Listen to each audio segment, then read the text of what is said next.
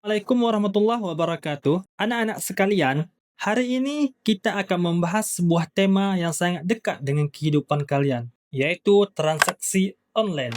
Di era digital saat ini, hampir semua kebutuhan bisa dibeli secara online, mulai dari pakaian, makanan, buku, bahkan jasa. Namun, sebagai seorang Muslim, kita tidak hanya melihat kemudahan, tetapi juga harus memerhatikan hukum syariah dalam setiap transaksi. Sebelum itu, kita harus mengerti dulu apa itu transaksi online. Transaksi online adalah kegiatan jual beli atau pertukaran barang dan jasa yang dilakukan melalui internet. Contohnya, ketika kalian membeli buku lewat Shopee atau Tokopedia, membayar ongkos ojek online atau bahkan transfer uang lewat aplikasi mobile banking. Transaksi ini biasanya melibatkan tiga hal utama. Penjual, yaitu orang yang menawarkan barang atau jasa, pembeli yang melakukan pemesanan, terakhir media perantara seperti marketplace, aplikasi, atau mobile banking. Transaksi online juga punya banyak keuntungan. Kita bisa lebih cepat, praktis, dan tidak perlu datang langsung ke toko. Tapi di sisi lain, ada juga risiko yang harus kita waspadai. Misalnya, barang tidak sesuai dengan gambar,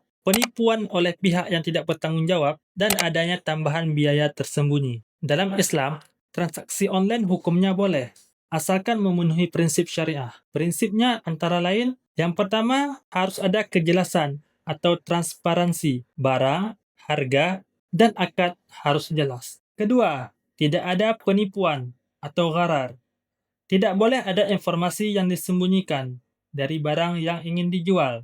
Ketiga, tidak mengandung riba. Misalnya, bunga yang muncul akibat keterlambatan pembayaran. Keempat, barang atau jasa yang dijual harus halal. Tidak boleh menjual minuman keras, narkoba, atau hal yang diharamkan. Dalil dapat kita temukan dalam Al-Quran Surah An-Nisa ayat 29.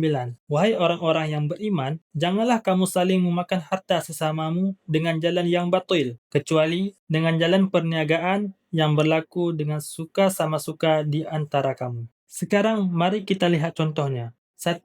Jual beli pakaian secara online. Jika penjual menampilkan foto asli, menjelaskan ukuran dengan jelas, dan harga sudah disepakati, maka transaksi ini sah dan halal. 2. Pembayaran dengan COD, cash on delivery. Ini juga termasuk transaksi syariah, karena pembeli melihat barang lebih dulu, lalu membayar setelah cocok. Ketiga, aplikasi marketplace syariah. Di Indonesia, mulai muncul platform e-commerce berbasis syariah yang memastikan produk halal dan transaksi sesuai aturan Islam. Namun, ada juga transaksi online yang tidak sesuai syariah. Contohnya, membeli voucher judi online atau barang haram, pinjaman online dengan bunga tinggi, menjual barang palsu atau menipu pembeli. Transaksi seperti ini jelas dilarang dalam Islam karena mengandung riba, gharar, dan kezaliman. Jadi, anak-anak sekalian, transaksi online adalah bagian dari perkembangan zaman yang bisa kita manfaatkan. Tetapi ingatlah, sebagai seorang Muslim, kita wajib